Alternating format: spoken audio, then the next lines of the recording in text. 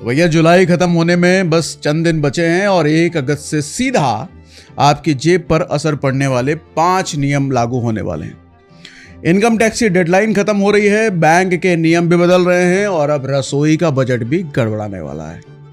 इसलिए अगर आपने इन 5 बदलावों को अभी नहीं समझा तो अगस्त की शुरुआत में या तो फाइन भरना पड़ेगा या फिर आपका कोई जरूरी काम अटक सकता है।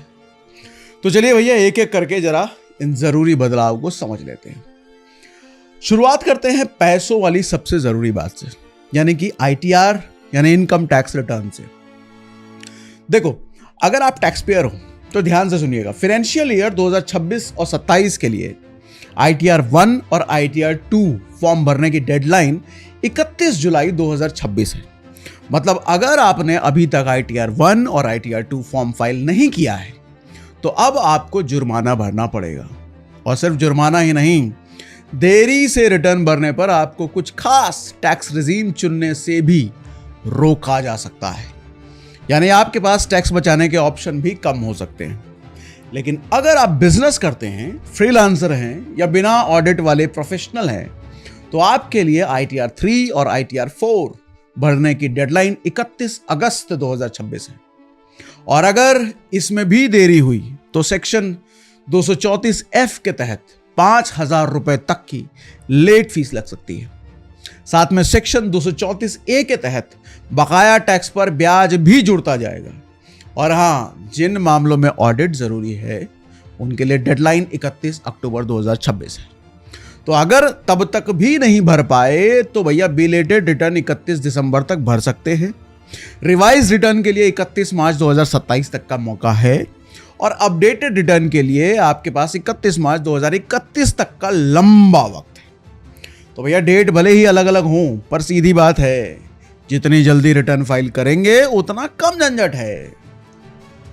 और अब दूसरा नियम क्रेडिट कार्ड और FD का है भैया। ये आपके क्रेडिट कार्ड और फिक्स डिपॉजिट यानी कि FD की बात 1 अगस्त से कई बैंक अपने क्रेडिट कार्ड के नियमों में बदलाव करने जा रहे हैं। अब रिवॉर्ड पॉइंट्स कम या ज्यादा हो सकते हैं, जान लो। चार्ज बदल सकते हैं, कुछ सर्विसेज पर नई फीस भी लग सकती है और साथ ही कुछ बैंक अपनी FD की ब्याज दरें भी बदलने जा रही हैं। लेकिन एक अच्छी खबर है, RBI ने क्रेडिट कार्ड बिलिंग को लेकर एक नया नियम लागू किया है। और अब अगर आपने अपना पूरा बिल समय पर नहीं भरा है तो बकाया कन्वीनियंस फीस, पेनल्टी और टैक्स को जोड़कर उस पर आगे कंपाउंड ब्याज नहीं लगाया जा सकेगा। यह अच्छी बात है। मतलब पहले जो एक छोटा सा बकाया आगे चलकर ब्याज पर ब्याज और बहुत बड़ा बन जाता था, अब वो बोझ थोड़ा कम हो जाएगा।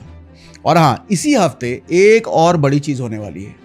RBI की मॉनेटरी पॉलिसी मीटिंग है, यानी कि वो मीटिंग्स जिसमें यह तय होगा कि रेपो रेट घटेगा या बढ़ेगा या वैसा ही रहेगा।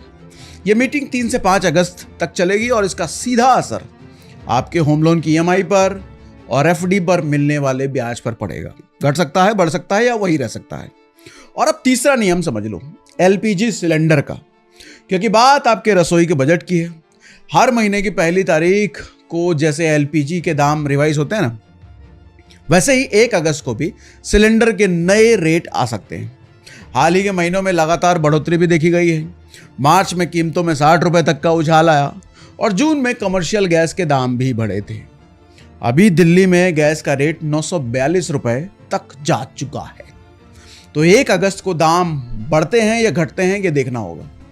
तो घर का बजट हो सकता है भैया थोड़ा हिल जाए अगर बढ़ गया तो, लेकिन अगर दाम घटते हैं तो राहत भी मिल सकती है। हालांकि हार्मोन्स पर टेंशन और हर चीज के ऊपर दाम भाग रहे हैं। अब चौथा नियम भी सुन लीजिए, रेलवे तत्काल टिकट से जुड़ा है ये चौथा।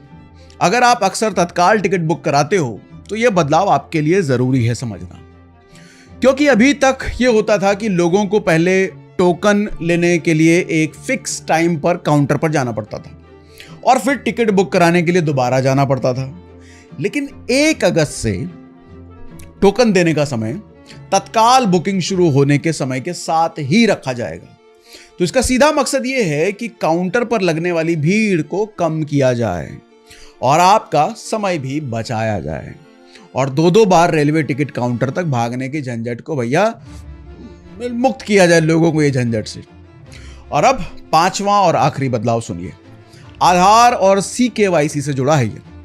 दरअसल अगस्त 2026 से भारत के बैंक, इंश्योरेंस कंपनियां और एसेट मैनेजर्स मिलकर एक कॉमन कस्टमर आइडेंटिफिकेशन सिस्टम शुरू करेंगे, जिसे सेंट्रल KYC 2.0 कहा जाएगा, यानी कि CKYC। इसका मतलब है कि जब भी आप कोई नया अकाउंट खोलेंगे या अपनी जानकारी अपडेट कराएंगे तो बैंक या कंपनी को सेंट्रल रजिस्ट्री से आपका डेटा लेने के लिए बस एक बार आपकी सहमति चाहिए होगी। इससे बार बार वही डॉक्यूमेंट जमा कराने का झंझट कम हो जाएगा। फ्रॉड यानी कि धोखाधड़ी रोकने में भी मदद मिलेगी।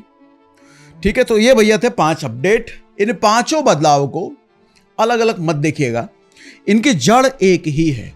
जैसे इनकम टैक्स रिटर्न भरने की तारीख भूलते हो तो जुर्माना लगेगा, बैंक का अपडेट अगर आप नहीं पढ़ते हो तो हिडन चार्ज बढ़ सकते हैं, और गैस और रेलवे के नए सिस्टम को इग्नोर करोगे तो आपका समय और पैसा खराब हो सकता है। और इसका मतलब यह हुआ कि सरकार और बैंक को अपने नियम बदलते ही रहते हैं। भैया देखो, सरकार और नियम तो, लेकिन अपनी जेब कटने से बचाने की जिम्मेदारी आखिर में अपने खुद की होती है। इसीलिए हर महीने की पहली तारीख को सिर्फ कैलेंडर की तारीख मत मानिए, उसको अपने चेकलिस्ट का दिन बना लीजिए, क्योंकि हर महीने की पहली तारीख को ही बेसिकली ये सारे बदलाव होते हैं।